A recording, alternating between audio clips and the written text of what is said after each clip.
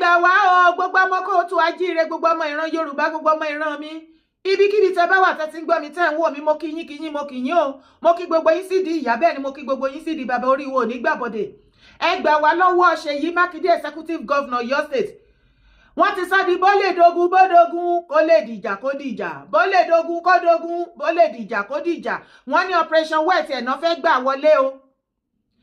Operation wet ẹ̀ ní governor Ṣèyí Mákindé fẹ́ gbé wọ ilẹ̀ Yorùbá o. Ṣẹ́dẹ̀ mọ̀ wípé tẹ́ bá wo gbogbo state pátápátá region tó comprise together tó make one Nigeria, kò tí ì síbi tó ní àlàáfíà dé tó ilẹ̀ ọ̀dọ̀ ti wà nílẹ̀ kóòtù ajíire ilẹ̀ Yorùbá o. Èyí ló mú àwọn nọ́dánà gbogbo bọ́dẹ̀ ṣe báyẹ̀ máa domi àlàáfíà wa rú ní ilẹ̀ kóòtù, òun ni ó jẹ wọ́n lógún. Wọ́n believe pé pẹ̀lú gbogbo bí nǹkan ṣe fi wọ́n làkàlàkà gbogbo Nàìjíríà tí ò síbi tó ní peace, ilẹ̀ Yorùbá yìí sì ni wọ́n ṣàṣìṣe oríṣiríṣi, wọ́n build many things, wọ́n ṣe oríṣiríṣi. Kí ló ń ṣẹlẹ̀? Inú burúkú ń bí àwọn kàbá. Mákindé dẹ̀rẹ̀ wọ́n ti rí wípé ó desperate. Bí wọ́n ṣe fọ́ọ̀sì MMM ticket, Muslim ticket fún bàbá ńgbà tán rí desperation wọn, bẹ́ẹ̀ náà ṣe fẹ́ lo Mákindé fún wa nísìnyí o. Ẹ gbà wá gbogbo ọmọ kóòtù ajíire, gbogbo ọmọ ìran mi ilẹ̀ Yorùbá, ẹ jẹ́ àgbọ̀nmọ́ tinú wa o. Mákindé ti ń threaten gbogbo wa pẹ̀lú operation wet ẹ o. Ó tún sọ ọ́ tẹ̀síwájú, ó ní ká má gbàgbé ní kíákíá o wípé ní ọdún tí operation wet ẹ tó bẹ̀rẹ̀ nílẹ̀ kóòtù ilẹ̀ Yorùbá, wọ́n ní Ìbàdàn ló ti bẹ̀rẹ̀, àwọn dẹ̀ ti ready láti ṣe another operation wet ẹ tó bá jẹ́ kó ń jẹ́ vice president fún Àtíkù. Ìdí ni wípé àwọn nọ́dẹ́nà, àwọn kòrìtà bá sọ wípé nọ́dẹ́nà, wọ́n sọ wípé sẹ́ Tinubu ò ní ṣe second term. Kì í ṣe gbogbo náà tí o, àwọn Fúlàní nìkan ni o. Mo dẹ̀ ń jí sọ, mi ì jí sọ, ẹ má jẹ́ sọ pé mo ń jí sọ, gbogbo wa là ń rí bó ṣe ń lọ. Tó o bá rí bí àwọn Fúlàní kàbá àti bàbá Tinubu mi ní yé repeat ẹ̀ títí tẹ́ fi máa understand nǹkan tó ń ṣẹlẹ̀. Bí wọ́n ṣe ń fà láàrin ara wọn, nítorí àwọn Fúlàní calivate, àwọn ni wọ́n máa ń control gbogbo president tó bá ti ń rúùlù Nàìjíríà. Protocol tó bá ti kọ sílẹ̀ ní head of state tó bá wà ńbẹ̀ ní láti tẹ̀lé. Èyí tí ò bá ti tẹ̀lé protocol wọn tí wọ́n rí control, wọ́n á make ìjọba ẹ̀ ungovernable fún just the same way tí Nàìjíríà tó fi làkàlàkà ń sìn toríṣiríṣi àjálù ń ṣẹlẹ̀. Weapon wọn nìyẹn. Ìdí nìyẹn tí terrorism wọn ò ní jẹ́ kó kú nínú Nàìjíríà. Ṣebẹ́rí tó ń pe àwọn terrorist ọmọ wọn tó ń pè ní freedom fighter. Kí ni àwọn wo ló ń kógun jà wọ́n tó ṣe nídìí freedom fighter? Láti máa fi fight every president tó bá jẹ, láti máa fi fight àwa Nàìjíríà innocent citizen torí nǹkan tó ń fẹ́ láti lè gbà sábẹ́ wọn ká máa ṣẹrú, kò sí nǹkan míì. Wọ́n wá wò wípé ọ̀nà wo, gbogbo ọ̀nà ni wọ́n ti ń gbìyànjú, bó ṣe ń fa Tinubu ni Tinubu ń fà wọ́n. Tó o bá jókòó kó o mú ti hatred kúrò nínú ọ̀rọ̀ tó ń ṣẹlẹ̀ lọ́wọ́, wàá rí wípé kò tíì sí president kan tó jẹ nínú Nàìjíríà tó wo ojú àwọn Fúlàní, tó gbéná wojú Fúlàní wípé okay, what can you do gan? Àbí tó ń fọwọ́ ta wọ́n láyà wípé àti kí tún ni gan? Ṣé bá jọ ní Nàìjíríà ni? Tó o bá rí game tó ń ṣẹlẹ̀ láàrin bàbá Tinubu àti àwọn Fúlàní kaba calivate, bàbá Tinubu ń ta wọ́n láyà, inú burúkú dẹ̀ bí wọn. Bàbá Tinubu ń challenge wọn in different way, wọn ò dẹ̀ like ẹ̀. Bàbá Tinubu gbogbo wings wọn tó fi máa ń ṣe bẹ́ẹ̀ ni wípé without us we are the born to rule in Nigeria. Usman Danfodio bàbá wọn ó ti gbalẹ̀ fún wọn, every other citizen nínú Nigeria ó ní láti wà lọ́dọ̀ àwọn. Gbogbo wings yẹn, gbogbo agbára yẹn ni Tinubu ló ń kán one after the other. Tinubu ti ná bọ agbára Fúlàní kàbá, ó ń tiná bọ gbogbo ìgbìmọ̀ wọn, ó ń dá gbogbo ẹ̀rù mọ́ wọn lọ́wọ́. Kò tí ì sí president kan tó jẹ tó ṣe half of nǹkan tí Tinubu ń bá àwọn kàbá pò. Èyí gan ni wọ́n ṣe yípin fún Tinubu. Gbogbo nǹkan tí wọ́n dẹ̀ ń gbé jáde tó ń release at everything, terrorism ni o, láti take over Nigeria at every other thing, a ṣe gbogbo everything. Ọlọ́run ọba ń gbọ́ láti lè break Tinubu ni. Ṣùgbọ́n kàkà tí Tinubu máa fi jọwọ́lẹ̀ wípé kíní, níṣẹ́ ni bàbá ṣáà ń rọ́kú lọ pé sẹ́ ẹni máa kú pàdé ẹni máa pa. Ó ti pẹ́ tẹ́tí hold Nigeria into ransom politically, tẹ́tí dominate Nigeria politically. Àsìkò ti tó, power must change hand.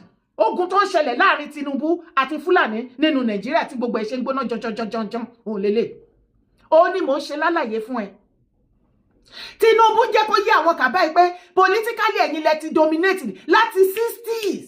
Enough is enough. Power must change hand another àsìkò ti tó tí another person another tribe táwọn náà tún máa ṣe kí ni tó máa dominate politically tó jẹ́ sí wípé ẹ̀rù ń ba àwọn people yìí wípé tí Tinubu bá ṣe second term wọn ò mọ àrà tó fẹ́ dá wọn ò mọ plan ṣe wọ pé bàbá òde sàn kankan síta ò rí traces kan tó fẹ́ ṣe second term and I'm betting it with you wípé subsidy tí bàbá declare tó yọ free ní 2023 every other thing tí bàbá fẹ́ ṣe sí bàbá ya mú dání until tó bá ṣe second term ṣé ó wá rí situation tó wá ń lọ lọ́wọ́lọ́wọ́ nísìnyí wípé tí Tinubu bá ṣe second term wọn mọ nǹkan tó máa ṣẹlẹ̀ dẹ̀ tó bá tẹ̀ wá parí second term ṣó máa dá power padà sí ọ̀dùṣẹ́ agbára political power ṣó máa padà sọ́dọ̀ àwọn Fúlàní ìwọ náà tó wá ń gbọ́ mi tó ń wò mí mo mọ̀ ipò ọ̀pọ̀lọpọ̀ yẹn hate Tinubu mo ti sọ fún yín èmi ò hate anybody nínú yín ìyá àti bàbá ẹ̀gbọ́n lẹ jẹ́ fún mi I love you all ilé bàbá mi I stand gidigba fún tó bá wá rí bẹ́ẹ̀ jẹ́ ká jọ sòótọ́ ọ̀rọ̀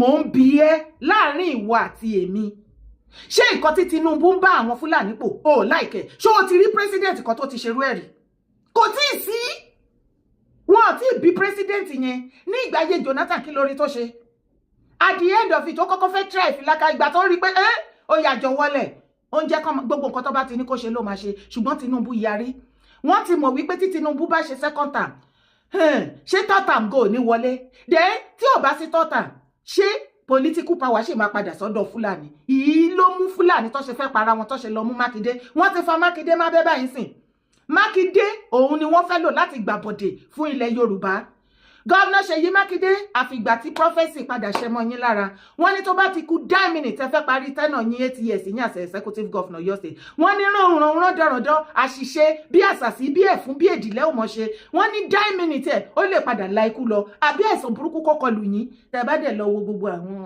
former governor náà ẹ wo bàbá Jímọ̀bí ẹ wo bàbá Kálá àti gbogbo wọn Mákindé lọ́rọ̀ kan ṣá gbogbo ọmọ kóòtù àjíire gbogbo ọmọ ilẹ̀ Yorùbá nílé lóko lẹ́yìn odi àfi gbogbo ilẹ̀ wa àti bàbá Tinubu àti everybody wa àfi kọ́ ẹ lọ́rùn nǹkan tán ní kí n ṣe fún yín nìyẹn wà á ti fi wá kọ́ ẹ lọ́rùn tí wàhálà kan bá ṣẹlẹ̀ ní any part of Yorùbá land Mákindé gọ́vnà Ṣèyí Mákindé of Ọ̀yọ́ state oníkẹ́ lọ mú ó ṣiṣẹ́ pẹ̀lú àwọn Fúlàní kàbà òun ni wọ́n fẹ́ lò torí wọ́n fẹ́ fi ṣe running mate fún Àtíkù ẹjọ́ tí ò bá ṣe pé nǹkan míì wà ńbẹ̀ ṣebí wọ́n náà rotate ẹ̀ ní every 8 years 2 term fún gbogbo president tí náà ti bá ṣe 8 years south á ṣe 8 years ẹjọ́ kí ló kan náà ti tán fẹ́ para wọn kú kí ló dé ibẹ̀ ni kọ́kọ́ là ń lọ tẹ̀lé mi wá wo fídíò yìí. ẹjọ́ afẹ́sáré ṣe program kan kékeré kó tó ní wọ́n láti Wàsíù Àlàbí Ajíbọ́lá Pasuma ẹjọ́ ẹjọ́ sáré ṣe prógrámù yìí láàrin ìṣẹ́jú mẹ́wàá àtẹ̀fẹ́ kó rọ̀ àkí bàbá dábì káàbọ̀ sórí stage Ìgbòho Òòṣà Oòduà Òòṣà mọ̀ efele Aláàjì Títí Láyọ̀ Ájímù wọ́n ní kẹ́ iná máa bọ̀ lórí stage o efele wọ́n ní kẹ́ máa bọ̀ sà Aláàjì Títí Láyọ̀ Ájímù efele wọ́n ní kẹ́ máa bọ̀ lórí stage. Lẹ́tíkẹ́ ẹ̀yin ọmọ ìran mi ẹjẹ́ a máa rárá fi balẹ̀ ẹjẹ́ a máa bì calm down díẹ̀díẹ̀ kí ló fa èpè kí ló dé tẹ̀rọ òjò èpè lé Ìgbòho lórí tó yẹn kí ló ṣe kí ló tún ṣe fún yín bó bá sọ̀rọ̀ ẹ ló sàsọ jù bó bá rìn ẹ ló rìn jù bó bá jókòó ẹ ló ti jókòó jù bó bá dúró ẹ ní àwọn ṣe dúró gan-an ara yín lágbára gan ni o kí lẹ fẹ́ kó ṣe ìgbà tó ṣe Yorùbá nation tó gbé sórí ẹ lọ́mọ àlè ní ẹ ló fọ́kógun ja ilẹ̀ Yorùbá ni ṣùgbọ́n mo dúpẹ́ lọ́wọ́ Ọlọ́run wípé títí tẹ́ fi títí tó fi sú tó sinmi kò sí ogun kankan tó wá láti ipasẹ̀ Yorùbá nation nígbà náà tó ja ilẹ̀ Yorùbá abẹ́rẹ́ anybody yín kò yígi àbí mo parọ́ Ọlọ́run ṣeun alhamdulilayi kẹbíra kò sí ìpàtẹ ebú tí ọ̀pọ̀lọpọ̀ yín ò bú ta ló ránṣẹ́ fẹnu wú géètì nǹkan tí ò lè ṣe ló ń wá owó ló ń wá ó fẹ́ popular ni ó fẹ́ kúrò ó fẹ́ ga òkè ìgbà tẹ́ẹ̀dẹ̀ ti lọ gbé àwọn ẹlòmíì wá tẹ́bí irọ́ ló ń pa fún yín kò sí ìkọ̀kọ̀ táwọn àti bàbá Akíntóyè tí wọ́n fẹ́ ṣe ọkàn gbowó lọ́wọ́ yín ni ẹni kó lọ wá iṣẹ́ ọlọ́dẹ ṣe ó sì rọra fọwọ́ lẹ́rọ́ dúró ń wo gbogbo yín ebi dé Òòṣà ẹ̀dá kẹyìn ẹ̀ máa wò ó ti yín tó bá tó àsìkò àtiṣu fùrọ̀ àlà àsìkò tó yẹ kí Ìgbòho ti sọ pé ìgbà tó ti rí báyìí tó ti di wípé ó ti mú insult dání pé believe in him anymore, trust irọ́ ló ń pa fún yín, ti rẹ́ lòmíì mìsáyà míì tá tètè gbà fún yín. Ìgbà tó yẹ kó lọ ó dúró pa síbẹ̀. Ó wá wí pé ọ̀nà owó kí ni next, ẹ jẹ́ kúkú lọ tọrọ àforíjì kí ìpadà gba freedom. Nígbà tó yẹ pé ẹ̀yin gan tá jọ ń ṣe kinní ẹ ti sọ wípé ní ìdí ẹ̀ mọ́. Ó sì bẹ̀bẹ̀, ó gbé ìgbésẹ̀ kí wọ́n fún ní freedom, pé àwọn tó ń torí ẹ̀gán tẹ́ ṣe gba freedom lọ́wọ́ òun, wọ́n ti yẹ òun kúrò nínú ibi tó ikọ̀ tá gbé dání o. A dẹ̀ ti gbìyànjú títí wá o. Ẹ bá òun bẹ̀bẹ̀, wọ́n dẹ̀ wá forgive ẹ̀, wọ́n wá fún ní freedom. Ìgbà tí wọ́n wá fún ní free torí tí wọ́n bá lọ bẹ̀bẹ̀ tí Tinubu, bàbá Tinubu bá sọ pé no, kí ni ìwà tèmi fẹ́ ṣe?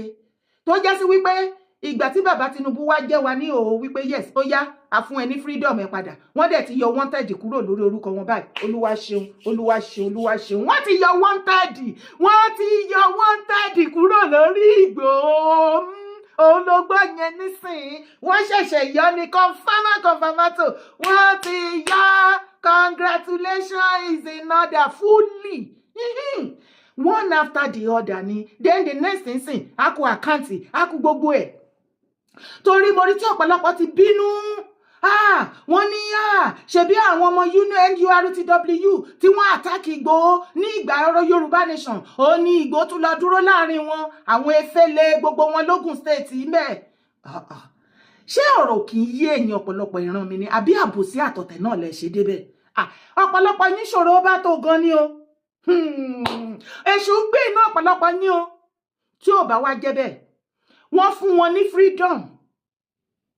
Ṣé bí ìwọ àtẹ̀mí rí gbogbo wàhálà tájọ ń ṣe nígbà tí wọ́n ti gba freedom? Majority yín tẹ wá complaint inú burúkú ń bí ń sìn yín. Àtẹ̀ tó sọ síta, àtẹ̀ tó ń gbin lẹ́yìn fóònù ẹ̀ mẹ́. Ṣé bí gbogbo yín lẹ máa bọ́ síta tẹ́ bá ní ẹ fún Ìgbòho ní freedom is not a terrorist? Àṣé kò dénú yín, àṣé ibi ni. Ọ̀pọ̀lọpọ̀ blogger tó wá bínú tó ń kọ fún Ìgbòho nísìnyí tó ń bínú Ìgbòho àti Dára o, àwọn ni wọ́n campaign fún Tinubu Nation o, àwa ò ṣe o, igbá kan àwo kan. Ṣé bí gbogbo yín ilẹ̀ bọ́ síta tẹ́ ń pariwo freedom fún? Àṣé kò dénú yín, àṣé ká lè mú ọmọ lọ́mọ sọ́kùnkùn káyìn máa fi pa owó sápò. Òun ni ọmọ lọ́mọ gba freedom láṣìírí bá tú. Àṣé gbogbo majority tó pariwo freedom fún Ìgbòho, àṣé wọn fẹ́ kó rí freedom gbà. Tí ò bá wá rí bẹ́ẹ̀, ó wá gba freedom. Ẹni bá ṣe ni lórí ọpẹ́ là ń dá. Òun ni mo gbọ́. Ìgbòho wá ní òkè. Tí bàbá bá kọ̀ tó ọ̀bá gbọ́, kí làwọn fẹ́ ṣe? Wípé wọ́n ti ẹ̀ wá gbọ́, wọ́n dẹ̀ fẹ́ ṣe second time. Kán lè mọ̀ wípé mo dúpẹ́, mo fẹ̀mí ìmoore hàn. Màá ṣe níwọ̀nba support tèmi náà láti fún yín ní support second time. Ẹjọ́ kí ló ti wá bàdí ńbẹ̀? Torí pé oore lóore ń wọ́tọ̀. Àti iye ọdún tó ti wà ńbẹ̀ tí gbogbo yín ti ṣe life yín kiri.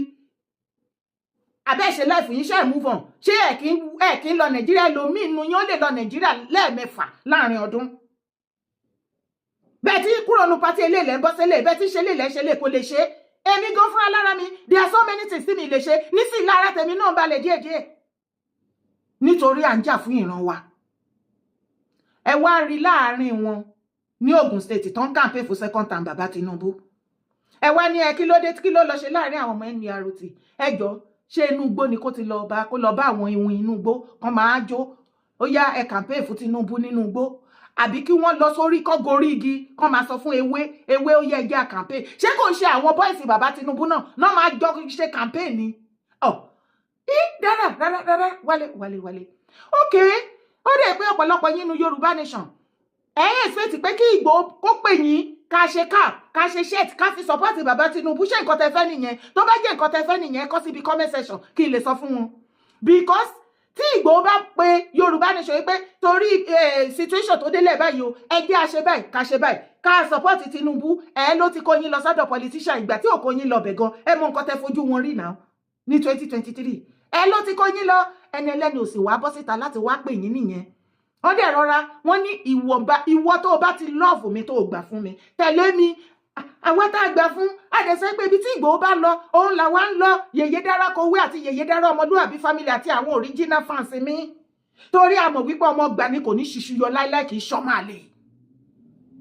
Ẹ wá bẹ̀rẹ̀ sí ní ṣépè fún. Ṣé yẹ kó lọ bá àwọn ọmọ NURT? Àwọn wo ni kó lọ bá ṣe o? Àwọn wo tí àwọn ọdẹ APC governor bá ń ṣe tó bá invite á lọ bẹ̀. Bí àwọn ìyálọ́jà, babalọ́jà bó bá ṣe fún Tinubu campaign tó bá invite á lọ bẹ̀. Ṣé kò ṣàárín àwọn tó bá campaign fún Tinubu náà ni wọ́n máa invite wọn tó máa lọ ni? Kí ló dé tẹ́ wá ń gbé wọn ṣépè?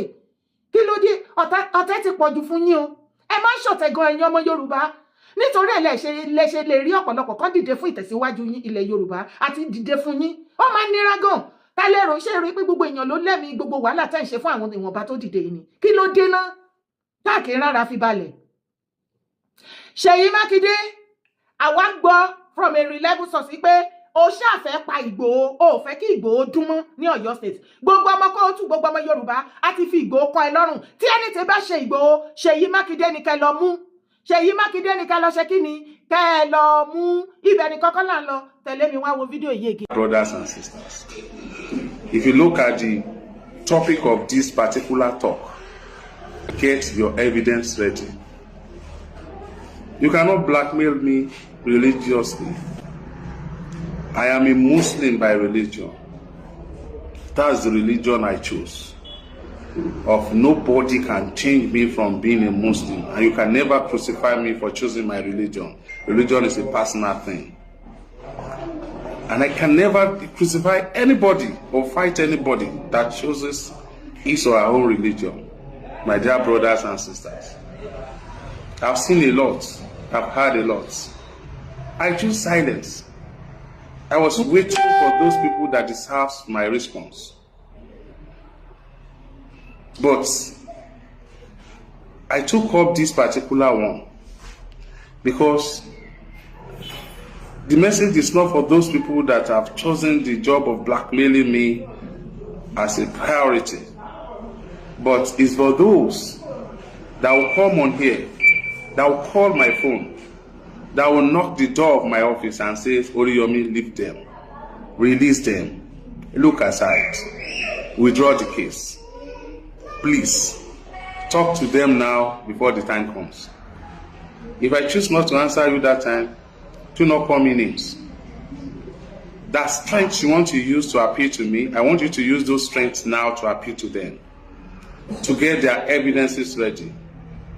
The evidence of where I had a meeting with Gumi, get it ready. The evidences of where you see me romancing with those people that are destroying our society in the name of religion, get it ready. The evidences of where you see Oriyomi Hamzat, and you can prove it beyond reasonable doubt that he is a fanatic, please get it ready.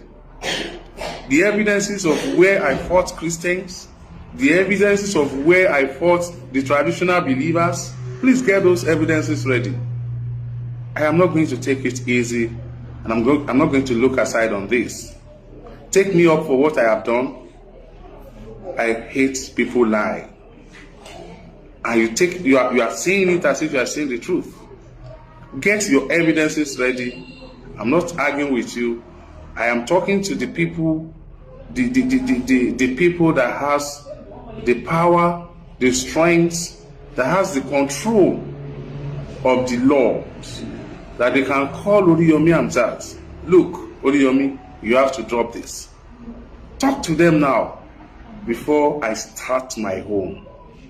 Because if you are talking to me, you are using another name to replace my name. That person that is telling you that you are saved from the cyber bully by doing that is not telling you the truth. For the fact that people can relate what you are saying to me, you have already robbed yourself.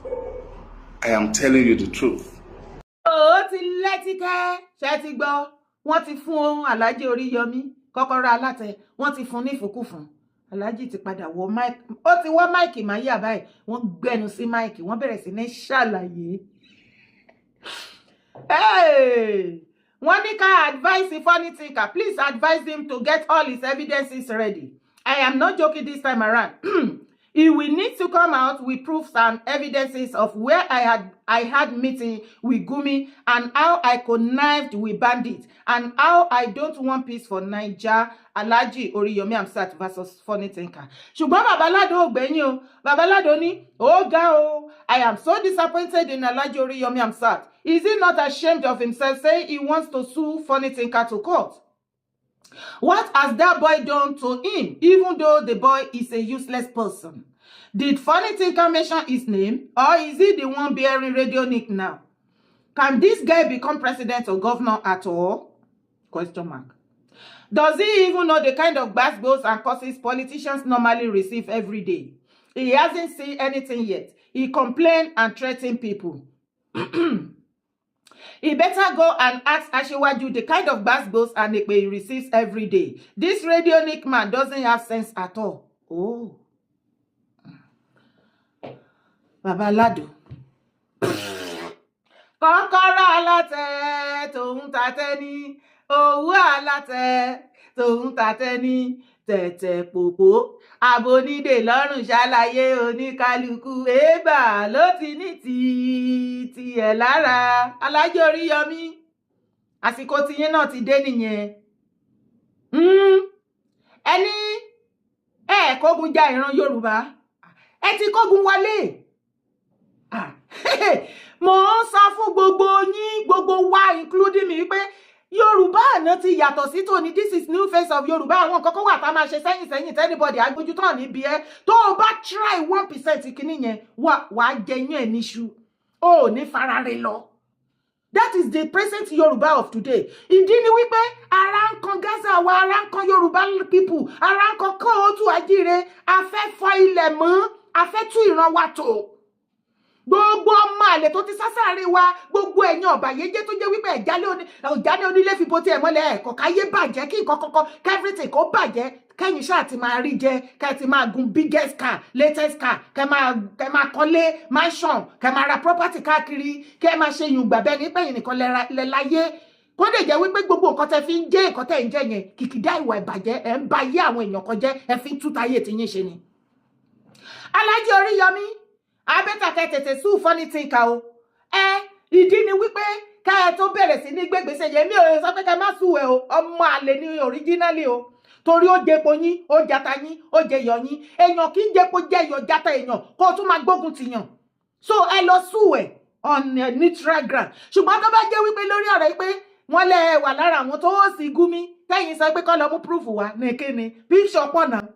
Video wà náà bó tilẹ̀ jẹ́ wípé wọ́n nígbà tí kó tó di wípé tó ní picture kékèké ta wá rí yẹn wọ́n lẹ ti kọ́kọ́ tilẹ̀kùn mọ́rí pẹ̀lú Gumi àti gbogbo àwọn entourage tọ́jọ́ wá láti northern àwọn kàbá àwọn apààyàn àwọn olè àwọn bandit àwọn terrorists wọ́n lẹ ti tilẹ̀kùn mọ́rí tẹ́ ìgbà kí anybody kó wọlé kí lẹ lọ sọ kí lẹ bá wọn sọ bẹ́ẹ̀ tí ò bá jẹ́ wípé ẹ fẹ́ kógun jà wá nílẹ̀ Yorùbá mítì wo lẹ lọ bá Gumi ṣe the same Gumi ilẹ̀ mímọ́ tó ti fọ́ yín létí ní Saudi àbí wọ́n fọ́ yín létí ẹnu ara yín kọ́lẹ̀ wá fi sọpọ́ fọ́ yín létí ìfọ́rùn ní ilẹ̀ mímọ́ wọ́n disgrace Gumi bẹ́ẹ̀ wọ́n ní wọ́n fẹ́ rí bẹ́ẹ̀ ṣé irú ènìyàn bẹ́ẹ̀ tẹ́ ẹ̀ bá ṣe fanatic tí ó jẹ́ wípé irọ́ lẹ̀ ń pa tí ẹ̀ bá ṣe fanatic tó jẹ́ àǹfààní ara yín lẹ̀ ń jà fún tí ó ṣe pé ẹ̀ ń jà fún ìran Yorùbá kí ló dé kí lẹ wá lọ sọ́dọ̀ Gumi tó bá pè yín tí ó bá jẹ́ wípé ẹ̀yin àti Gumi ti ń sọ̀rọ̀ tipẹ́tipẹ́ àti sọ́tà àti gbogbo àwọn terrorist financier tí ó bá jẹ́ pé ti wà cordially tẹ́ ti wà ní cordial relationship tẹ́lẹ̀tẹ́lẹ̀